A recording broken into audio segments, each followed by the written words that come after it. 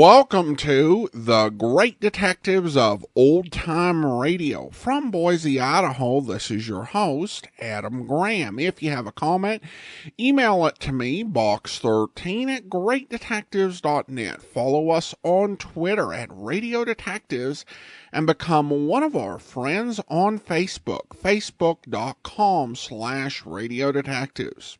I do want to let you know about my wife's business. You can check it out at lilarose.biz/Ashira. That's LILLA rose.biz/Ashira, ASHIRA. There you can find a great variety of different hair clips, headbands, and hairpins to fit taste and style of different women. The clips are also especially sized to fit different hair types and hair lengths. They make a great little gift, and you can check out all of them at lilarose.biz, LILLA rose.biz/Ashira. Well, now let's get into today's episode of Mystery is My Hobby. And the title is Fishing Trip Ends in Murder.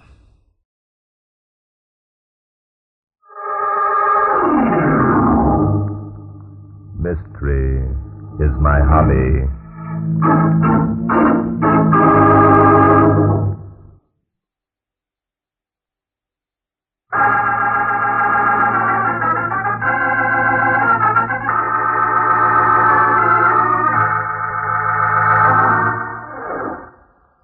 Inspector Danton and I decided to take a few days off and do some fishing. We stopped at a place called Pine Haven Lodge, located in the heavily timbered slopes of the Adirondacks. Judd Loring, owner of the lodge, had told us of a likely pool, which was known only to himself and a few others. Well, I guess this is the place, Inspector. Yeah, I guess it is. Look at that pool. Quiet as a mill pond. You know, it reminds me of the time we were on that windmill case up in New Hampshire. Oh, yes, I remember that. The surface of the water on that pond was as smooth as this one, but the sails on the windmill were turning. Yeah, and we wondered why the pond wasn't ruffled if there was enough wind to make the windmill sails go around. Yes, which led us to suspect that some mechanical device was being employed to turn the windmill. Yeah. We found it was a hidden motor that was turning the windmill, and the windmill was pumping oil from a pipeline. You certainly were clever to figure that one out, Inspector. I was clever? Yes. Yes, I was, wasn't I? You were indeed. Well, let's hope that no murders occur to spoil our fun this time. Yeah. Say, Bart. Yes, Inspector. Did you bring the worms? Worms? Sure. How are we going to fish without worms? Well, I don't know about you, but I'm going to use a Royal Coachman, Inspector. Pass me that bait box, will you? Bait box? Sure. Here. Thanks. What's a Royal Coachman? When I was a kid, we just stuck a worm on a bent hairpin. We didn't need any coachmen along. Royal or common. A Royal Coachman, Inspector, is a wet fly. Oh? And there we are. Did you ever catch any fish, Inspector? Ever catch any fish? Say. Stand aside, please, Inspector. I'm going to cast. Okay. This fish I caught was bigger than... By Jove, Inspector, did you see that rainbow leap? No. My fish was bigger than... Inspector, Jim Loring was right. This pool is fairly alive with trout. Is it? That fish of mine must... Look out. I've got a strike. What? Do you want to hear about my fish or don't you? Too bad he got away. Oh, well, there seem to be plenty more. Oh, what were you saying, Inspector? Nothing. Oh, calm, Inspector. Tell me about it. Nothing doing. I'm not forcing my fish stories on anyone. Well, very well. Suit yourself. You mean you're not going to insist that I tell you? Naturally not, if you don't want it. Wait a minute. Inspector, listen. Huh? Listen to what? Someone's coming. Well, what about it? Let them come. We don't own this pool. Maybe they got some worms, huh? Jim Loring said that nobody at the lodge knew about this pool. Keep quiet a minute. Listen. It's perfectly silly you'd make such a threat. You're even in fun. Fun? Are you kidding? Listen to me, Rita. Unless you make up your mind to forget that old buzzard and come away with me, I'm going to kill him. I mean it. Oh, you. Hey, that guy sounds serious. Keep quiet. We're hidden by that screen of bushes. They can't see us. Keep quiet now. Listen. Oh, you darling, you shouldn't talk like that. You know you shouldn't. Why not? It's the way I feel. You're in love with me, and... Rita. Yes, sir. You are in love with me, aren't you? Yes. I am in know that. Well, then. Oh, but this has got to end, you. And? I've made up my mind, darling. We can't keep holding these clandestine meetings. It isn't fair, and it makes it harder for both of us.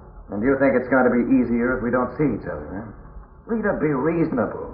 You know what will happen if we call it quits. I know it'll be best for both of us. It won't. We'll stay apart for just so long, and then we'll be back together again.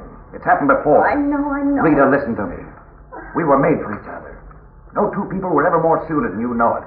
Oh, I don't know what to say or do. I'm so unhappy. Now, don't worry about it, darling. Let me take care of everything. There's no use of us ruling our lives. Well, how do you like that? I don't like it, Inspector. Do you know who that was? That was young Hugh Osmond and Rita Conrad. She's the babe who's married to the Oil King, isn't she? Yes, Gil Conrad. The gossips at the lodge have it that she married him for his money. The gossips must know what they're talking about. Mm-hmm. No young girl would tie up to an old buck like that unless he could offer something besides the wisdom of his 75 years. You're becoming lyrical, Inspector. I wonder just how serious Osmond was when he threatened to solve his and Rita's problem by murdering the old man. Kids are always making big talk like that. It doesn't amount to anything. That was a shot, Inspector. You don't suppose that he... Forget it. Probably somebody target practice. Well, maybe you're right. But I wish you'd quit going around looking for murders every time we go any place. Inspector, apparently the target practice has hit the bullseye. Come on. Okay, but I still say we're looking for trouble. A shot from the woman's scream make a perfect formula for trouble, Inspector. It came from this direction, I think. Yeah, I bet we don't find a thing except a dead squirrel or something. Yes, I suppose the woman was screaming for joy because her boyfriend proved himself a great huntsman, Yeah. Oh, you're certainly quick with comebacks, aren't you? Sometimes I wonder... Look, Inspector. Hey, the guy lying on the ground and a babe kneeling over him. Yes, and unless I'm greatly mistaken, the guy is Gil Conrad and the woman is Rita, his wife. Let's get over there quick. Oh, Gil. Why did you do it? Why? Oh, thank heaven someone's here. What happened, Mrs. Conrad? I don't know. I'm not sure. I think that Gil shot himself. Shot himself? Well, maybe you're right. There's a gun in his hand, there's a bullet hole through his head, and there's powder burn. Tell us exactly what happened, Mrs. Conrad. Well, I was walking along the riverbank, and I heard a shot. I came over to investigate, and I'm still lying here. See? Everything adds up. It was suicide, all right. Yes, maybe. What makes you think it was suicide, Mrs. Conrad? Because Gil told me. Your husband told you? Yes, he wasn't dead when I got here. He lived long enough to tell me that he'd decided to end it all. What could be more perfect? But let's get the coroner... Inspector, wait a minute. Where was Hugh Osmond when all this was happening, Mrs. Conrad? You? Why, I don't know. Why should I? Because we just overheard a conversation between you and Osmond. We heard Osmond threaten to kill your husband. No, you didn't do it. You mustn't think that he did. No? Gil shot himself. He told me he did. Rita, what happened? You. Oh, good heavens, it's Gil. Yes, it's Gil, all right, Osmond. What do you know about it? What do I know about it? Why should I know anything about it? Oh, lots of reasons, Bub. You've been bragging about how you're going to knock the guy off, haven't you? What the devil are you talking about? Of course I haven't. Oh, no, Hugh. No. Don't deny it. I heard us talking. What? I'm sorry, Osmond. We were fishing in the deep pool and we heard your conversation with Mrs. Conrad a few minutes ago.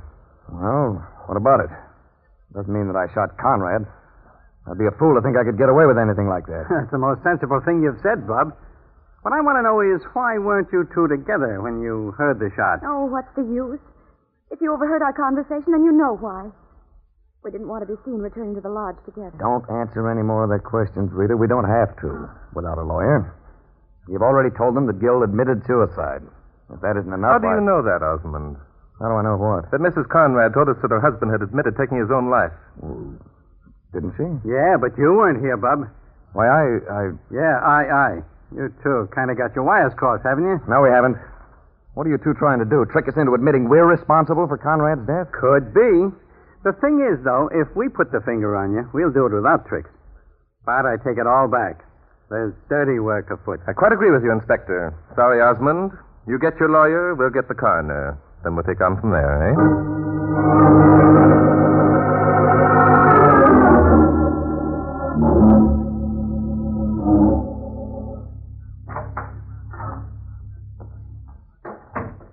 Hello, Bart. Come on in. Thanks. Has the coroner gone yet? Yeah. Mm-hmm. Nice guy.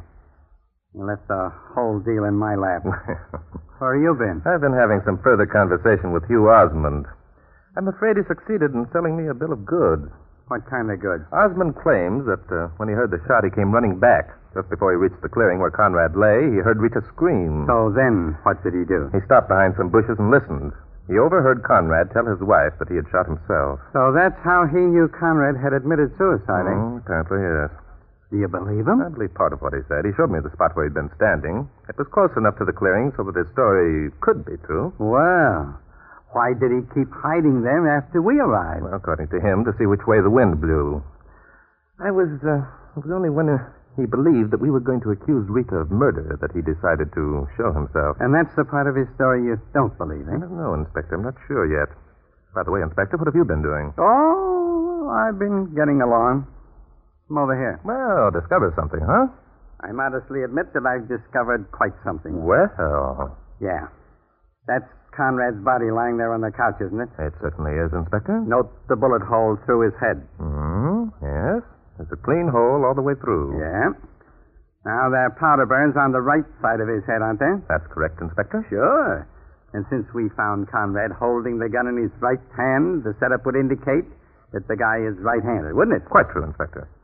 Well, the guy is left-handed. What? Now, why, when he decided to shoot himself, would he do it with his right hand? A good question, Inspector. How do you know that Conrad was left-handed? That's my discovery.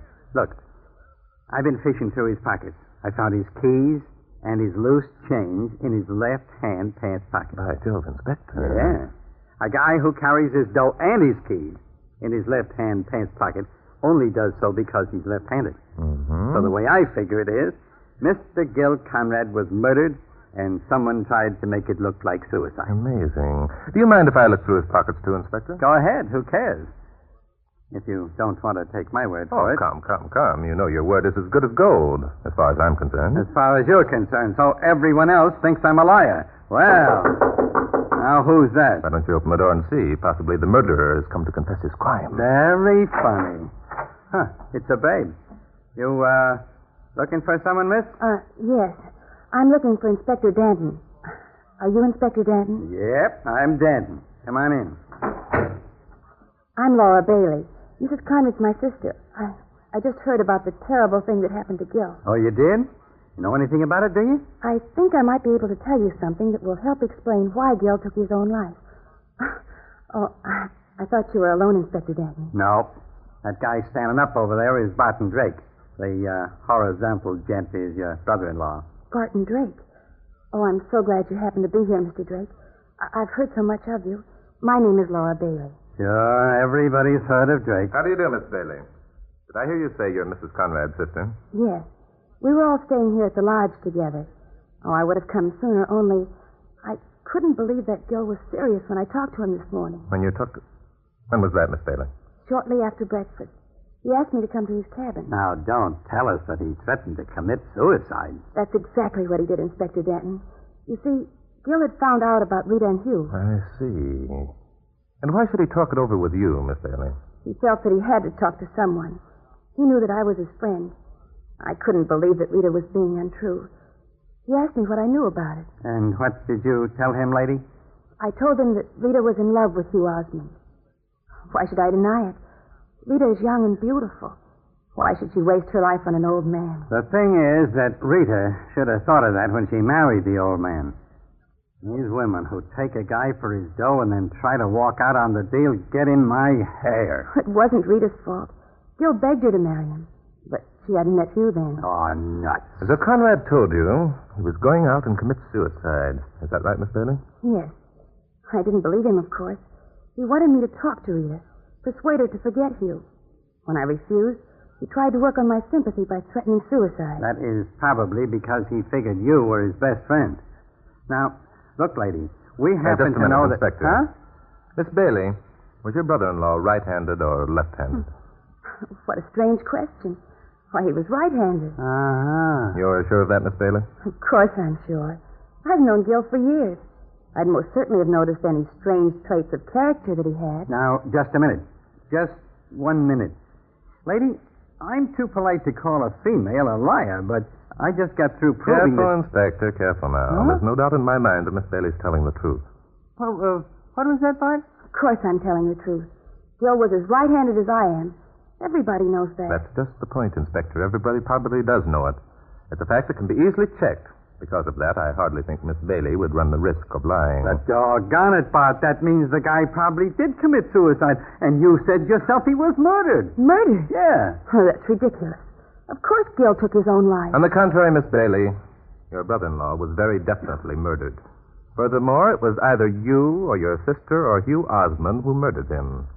The two of you who are innocent of the crime know which one is guilty and are trying to shield him or her. I hope you realize that makes you all equally guilty in the eyes of the law.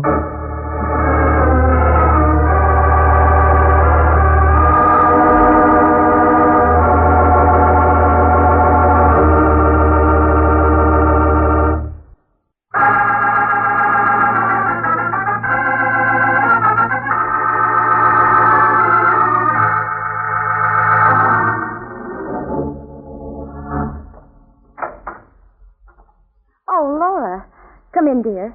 Did you see Inspector Danton? Yes, I saw him. Did you tell him that Gil had told you he was going to commit suicide? Yes. Hugh, how did Gil know that you and Rita were in love? The last I knew, you were taking every precaution to keep that knowledge from him.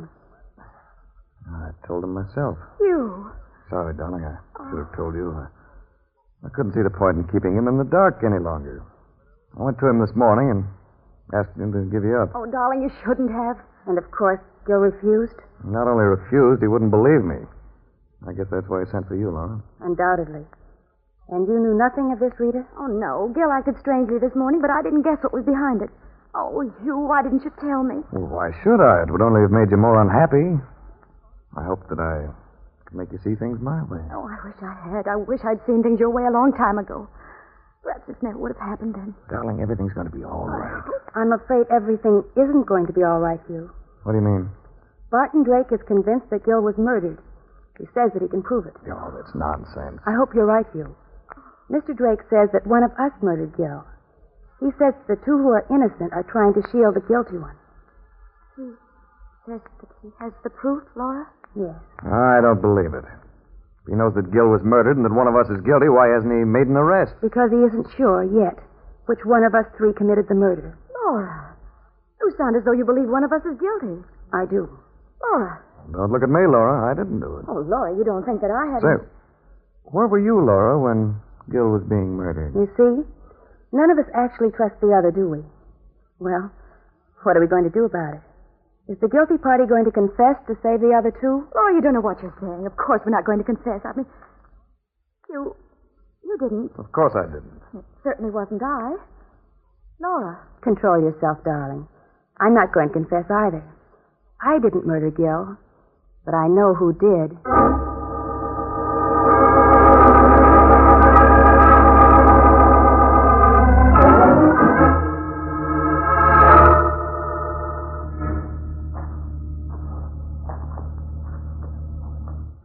So, we're working out another of your little deals, eh, Bart? That's right, Inspector. And we had to wait until night to do it. Eh? Right again, Inspector. Why? Why, what? Why did we have to wait until it got dark? Why don't you tell me what we're up to? Doggone it, Bart. Be quiet, Inspector. Wait a minute. What's the matter? Let's wait here and see what happens. Yeah, why not? That sounds like fun. For crying out loud, what do you think is going to happen? We'll know in a minute, Inspector, if I've guessed correctly. You see that group of 3 cabins over there, the ones with the lighted windows and drawn curtains? Sure, I see them. That big one is where Gil Conrad and his wife live. That's right. And the one in the middle is occupied by Laura, Rita's sister. The one next to that is occupied by Hugh Osmond. And the... Oh. What's the uh-oh for? Someone just walked past the window in Laura's cabin. What about it? Maybe the babe can't sleep. Maybe she's walking back and forth to wear herself out. Maybe, but the trouble is we're not sure that it was Laura, are we, Inspector? All we can see is the silhouette behind that curtain. Oh, look, Bart. I love mysteries, but when you pull them out of thin air... Look, Inspector. Huh? There goes someone pacing behind the curtain in Osmond's cabin. Yeah. Now, don't tell me that wasn't a man. No, you have good eyesight, Inspector. Sure. Have you your gun handy? Why, sure I got it handy. Right here in my hand. Fine. You may need it. Look, there goes someone past the curtain in Rita's cabin. So that makes all 3 of them pacing the floor. Right. Now, are you happy? Perfectly, Inspector. I couldn't have hoped for better results. Keep your eye on them, Inspector. Okay. How long do we keep this up? I'm getting cold. There. Osmond passed the window and didn't return. Neither did Rita. So what? Only Laura seems to be active. I wonder now how long we have. That's it, Inspector. Come on. Someone shot at the girl in Laura's cabin. And hit her, too, I think. Over this way, Inspector. The shot came from behind that cabin. Yeah, there he goes. Let him have it, Inspector. Yeah. Stop! Stop or I'll shoot! Get down, Inspector. He's going to be stubborn. Who can play at that game? You missed him, Inspector. He's heading for the woods. I never miss. That guy's hit. By Jove, you're right. Look, he's stumbling. He's more than stumbling. He's flat on his face. Come on. Here he is. Yeah. Look out, look out. He's still holding his gun. Yeah, but he's in no condition to use it. I'll just roll him over. Jump. Judas, it's Osmond. Of course it's Osmond, Inspector. Let's hope he'll live long enough to confess to the shooting of Gil Conrad. Otherwise, I think we're going to have a time proving him guilty.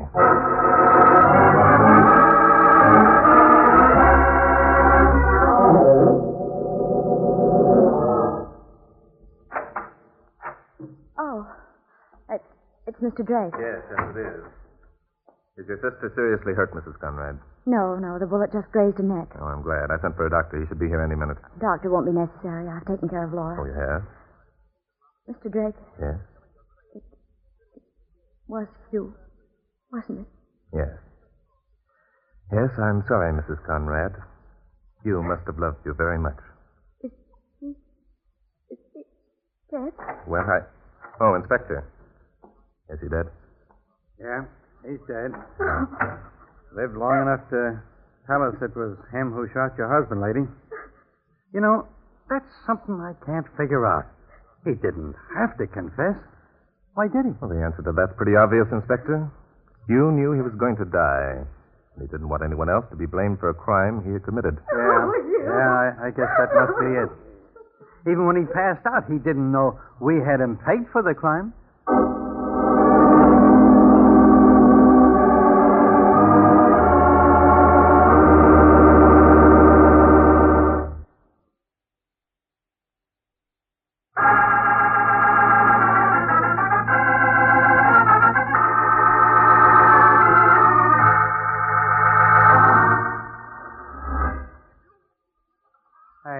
Bart, Yes, Inspector.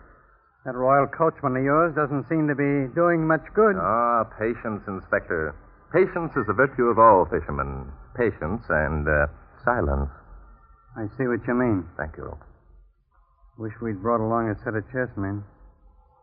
I even wish there was a good-looking babe around so we wouldn't have to just sit here and stare at the water. Okay, Inspector, let's talk about it. Yeah, let's. All right. Now, look, this is the way I got it figured. You told Laura that you knew one of the three was guilty, so she'd tell the other. That's right, Inspector. I also told her that I believed that the two innocent people were trying to shield the guilty one. So Osmond, being the guilty one, had to dispose of Laura because he thought she knew he was guilty. That's right.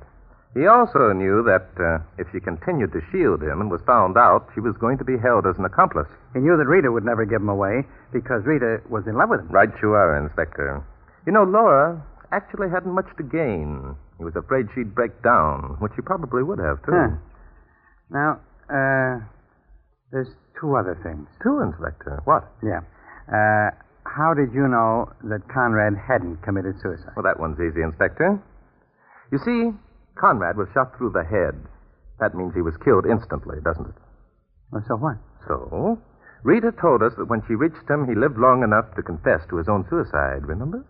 Well, I'm a royal coachman's coach dog. You see, Rita either saw Osmond shoot Conrad or suspected that he had. So, naturally, she wanted to protect him. That's why she told us the story of Conrad's confession. And that's how you knew that Rita would never give Osmond away. Yes, that's it. Now, what was the other thing you wanted to know, Inspector? Oh, yes, yeah. Now, look, Bart, I proved, by a bit of ingenious deduction, that Conrad was left-handed, and then you come along and call me a liar. Oh, no. You There's did. the thought, Inspector. You did. Never would I call you a liar, never. Well, it amounted to that. No. I don't like it. You gotta back up that crack you made with some proof of your own. All right, Inspector, I'll do my best. You believe that Conrad was left-handed because he carried his money and keys in the left-hand pocket of his trousers. Is that right? Yeah, that's right. Mm-hmm. That was a clever piece of work on your part, Inspector. The trouble is, You didn't go far enough. What do you mean I didn't go far enough? You didn't look in his other pockets. You see, in the right-hand pocket of Conrad's trousers, there was a hole. Oh, by Jove, Inspector, look out. I've got a strike. All right. So he carried his stuff in his left-hand pocket because he had a hole in his right-hand pocket. All right. Stand aside, Inspector. Oh, boy, what a beauty. Look out, Inspector. He's heading for that log. Who cares? Doggone it. Oh, the devil, he got away. Oh, Inspector, I give up. I thought it might be fishing. But what might be fishing? My hobby, Inspector. I'm afraid I'll have to continue to admit that mystery is my hobby.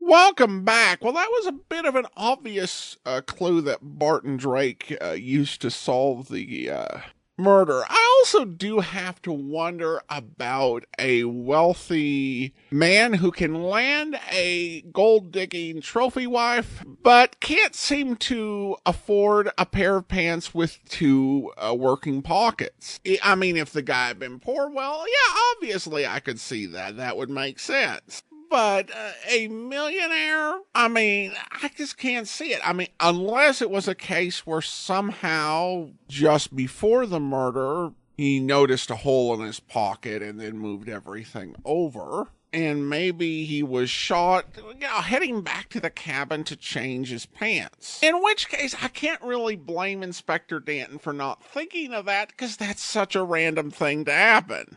And I think maybe I'm more intrigued by the mystery of this guy's pants than the mystery of how he got murdered.